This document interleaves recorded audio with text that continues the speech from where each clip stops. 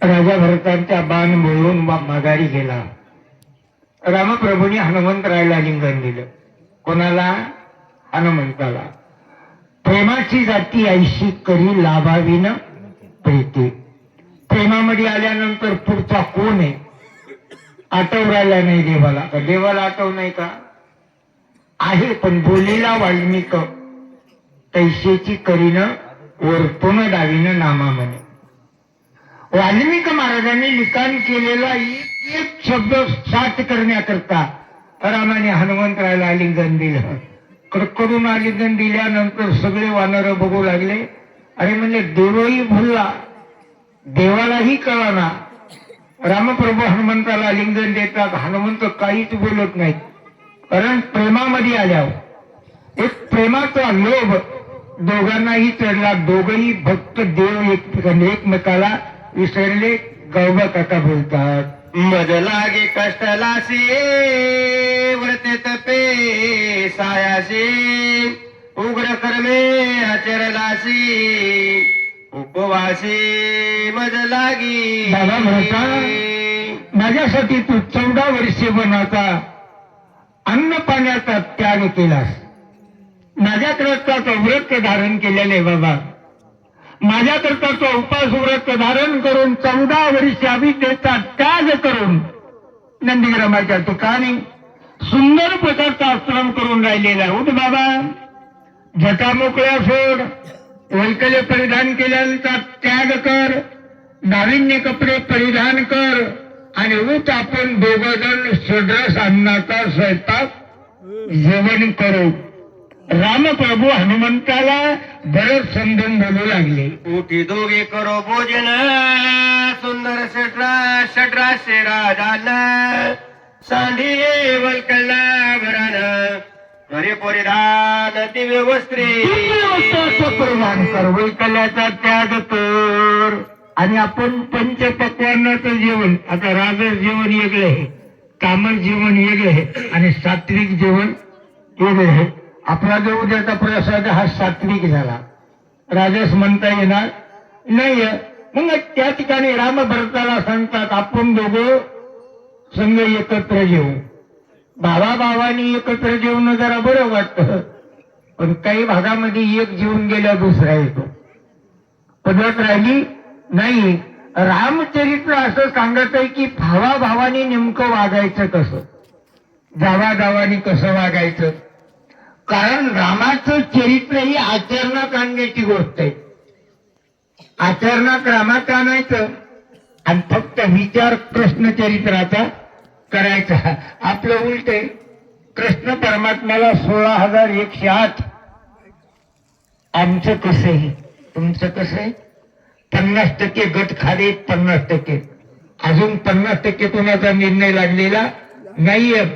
परमात्म्याची साधना करणारे राम बोलतात, नाही बाबा, नाही भरता, हे योग्य नाही तुझ्याकरता आणि तुझ्या नाविन्य जीवनामध्ये संसाराचा त्याग करणं सुद्धा योग्य नाही.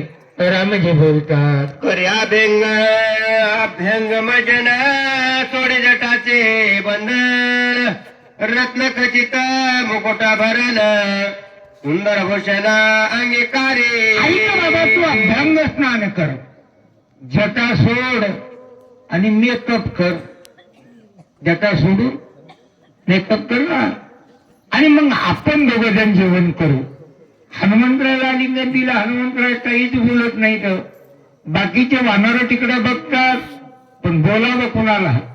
मोठे कोण अन्याय झाला तर बोलता येणार नाही, आणि गरीबाचं वाण उघडं झाल्याशिवाय राहत नाही. अशा प्रकारे सगळे स्तब्ध झाले. भरत भावे कपिचे रामालिंगी हृदयासी देखतांगदा सुग्रीवाचे प्रेमोत्कर्षी दसंते. करून हनुमंताला रामाने आलिंगन दिलं बरं समजून. अनन्य भावानी शरण येणारा विभीषण, राजा सुग्रीव आणि अंगद एवढ्याने बघितलं, त्यांना मग प्रेम कळालं. त्यांनाही प्रेम माहित नव्हतं वानरांना. प्रेम प्रेम नेमकं काय, प्रेमाचा उत्कर्ष नेमका काय, मग निदर्शनास आलं. आणि वानर देखील तिकीट होऊ लागले. देव ओळावला, म्हणूनच कैलास सोडून देव संत सदनी राहिला. उगत नाही राहिला, असं देवाचं महत्व. ज्योतपती सकळ वानर गण अवघे झाले मूर्छा पन्ना भरत प्रेमे हाती गान रघुनंदन बुलविला. तुम्ही सांगाल अनन्य भक्तीने शरण येणारे एवढे सावध, बाकीचे सगळे भुलले. भुलले म्हणजे पिकले का नाही, वेडे झाले का नाही, फक्त भ्रांती पडली. भ्रांती कोणाची पडली? आले भ्रांतीचे पडळ, डोळ्यावर पडदा आला आणि पडदा आला म्हणून अक्षर दिसणार. पडदा आला म्हणून पुढची माणसं ओळखू येणार, राम आहे का हनुमंत आहे का भरत आहे. दोघं यांना भ्रांती पडली आणि बाकीचे वानर बोलले गेले. एककडच बघू लागले. फक्त एवढे जे हुशार वानर होते एवढ्याच लक्ष रामाकडे लागलं. गौबा काका बोलतात, सकळा टकमक झाले शब्दाचे कुलपे पडली भरत प्रेमे उलथले समाधी लागली सांगितलं सर्व. सर्व नुसते टकमक टकमक बघू लागले, पण बोलण्याची क्षमता कोणाकडे राहिली नाही. खुंटला बोल तुतले मौन. मौन अवस्था धारण केली. सगळे बघतात, कुणीच बोलना कुणाला.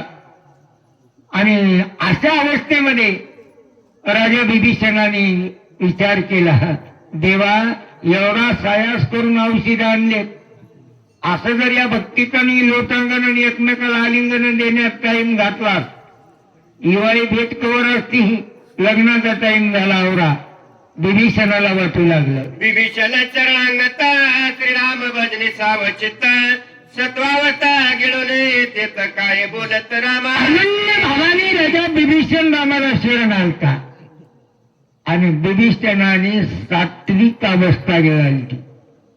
सत्व आठवलं उंडेल आणि भक्ती साधनेमध्ये विभीषण नम्र अग्रगण्य होता. म्हणून फक्त एवढाच ध्यानावर होता, बाकीच्याला एवढं ज्ञान नव्हतं. विभीषणाचा गुरु कोण? गुरुशिवाय मार्ग नाही ना. पण विभीषणाला गुरु कोण होता? गुरु साक्षात्कार तर काही झाला नाही, पण देव प्राप्तीचं साधन साध्य झालं हे म्हणायचं. गुरु त्याला रावण बनला. रावण रावणाशिवाय विभीषण रामाकडे आला नाही. एक टप्पा गुणांनी देवाकडे जा, नाही ते एखाद्यावर पश्चातापेन परमार्थ.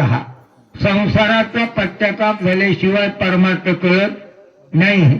इकडे संसारात येणं खाल्ल्या की माणसाला वाटतं हे बरे, हे महाराजाचं बरे, एक शक्तीला गेले की मजा आहे असं वाटतं का नाही कोणाला?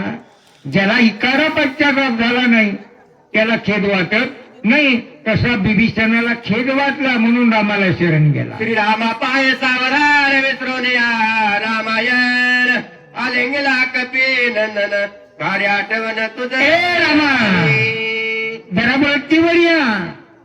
वाल्मिकी महर्षी ऋषीने लिहिलेलं रामायणाचा विसर पडला का?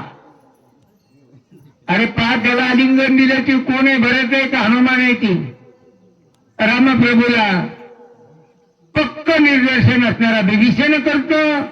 रामप्रभू ऐकू लागले.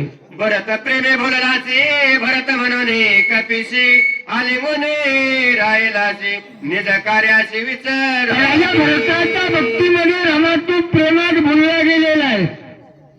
म्हणून हनुमंतानी भरताची कथा सांगितली आणि कथा सांगता सांगता हनुमंताच्या रूपात तुला भरत जाणवला. म्हणून हनुमंताला बरं समजून आलिंगन दिलेले. देवा देहावर या. विधी अवस्थेमध्ये कोणी भक्ताला आलिंगन देऊ नका ना. निज भक्त पाहिजे का कोणताही भक्त पाहिजे? म्हणून देवाला भक्तांनी मार्ग दाखवला. म्हणून मार्ग दावून गेले आधी दया निधी संत तेनेच पंते चालू जाता नपरे गुंता कोणते काही अडचण निर्माण होत नाही. फक्त त्या मार्गाने चालावं लागतं. विभीषणाचे वचन ऐकून हनुमान दान सवे झाला सावधान रघुनंदन विनवितो. म्हणून सांगितलं सात्विक अवस्था येणाऱ्या विभीषणाने मार्गदर्शन देवाला केलं.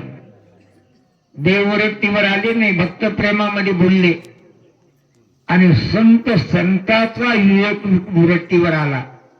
हनुमंतरायाने डोळे उघडले आणि रामाकडे बघितलं. म्हणला बाबा बाबा बाबा देवा, आहे भरत नाही बाबा, मी तुमचा सेवक हनुमान आहे आणि पर्वत घेऊन आलेलो आहे. जे मला कालिंगन दिले ना, भरत नाही असे हनुमंतराय रामाला बोलतो. स्वामी ऐके रघुनंदना भरत नवे हनुमान झाला पर्वत घेऊन औषध गण जेते. मी भरत नाहीये रामा, मी एक हनुमान आहे. पर्वत आणण्याकरता औषधी आणण्या, पर्वत नाही औषध आणण्याकरता गेलतो. पर्वत ही माझ्या मनाची गोटी आहे. मी औषधी आणायला गेलेला. मी एक तुमचा सेवक आहो, लक्ष्मणाला सावध करण्याकरता औषधी घेऊन आलेले. रामा आता तरी ध्यानावर या, हनुमंतराय बोलतात. वेळी जाते प्रेमाची वेळ नेणे कार्याची गोष्टी सांगितली भरताची तेने श्रीरामाची प्रेमाची जाती वेळी, प्रेमामध्ये आणि मोहामध्ये माणूस काळ वेळ याची वाट बघत नाही. गेलो तिकडच राहिलो. माणसं म्हणतात ना, दुपारच्या गाडीने येईन म्हणलं तर इतका उशीर. असं गेलो लई जणांच्या भीती झाल्या, चहा पाण्यातच टाइम गेला. प्रेमच असलं, त्याची प्रेमाची जात भावळतही तितकी आणि भक्तिमयी तितकी. म्हणून मी प्रेमाच्या व्रताच्या प्रेमामध्ये भुललो, म्हणून मला कार्याचा आठव राहिला नाही. किती योजने गेले ते हनुमंतराय रात्री औषधी आणायला, किती योजने गेले असते? 3,10,000 शेते अधिक 10 तेथे जाता येता द्विगुण येते. द्विगुण येते. मार्ग निश्चिते कर्मावा. एका रात्रीत एवढं अंतर.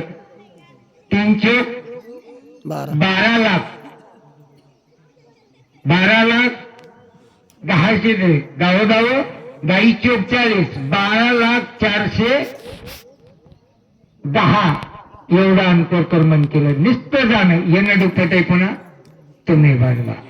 शक्ती भेद सौमित्र दान पडलाच विषज्ञ याचे करावे सावधान रावण कंदन करावया. आम्हाला सांगितलं राजा रावणाने ब्रह्मशक्ती लक्ष्मण यावर सोडली. लक्ष्मणाला शक्तीचा भेद झाला. शक्ती लागली म्हणले का? खरे सुज्ञ लोक लागली म्हणत नाहीत. शक्ती लागती तुम्हा आम्हाला. माणसं म्हणतात लक्ष्मणाला शक्ती लागली नाही, शक्तीचा भेद झाला. म्हणजे संघर्ष. लाईटचा शॉक बसावं का? कसा निष्ठा शॉक बसला. पण ती वैरत्व जे मयासुराचं होतं, रामाच्या दृष्टीपुढं निर्वैरत्व प्राप्त झालं. यातना जी लक्ष्मणाला होत्या त्याचं निरसन झालं. लक्ष्मणाला दुःख यातना नव्हत्या. फक्त वाल्मिकाचं रामायण कडीला नेण्याकरता लक्ष्मणाने हे सोंग आणलं. कोणचं? मूर्छना अवस्थेचं सोंग आणलं. आणि हनुमंताचं कार्य सदड करण्याकरता हे नाटक वाल्मिकाचं कडीला नेलं.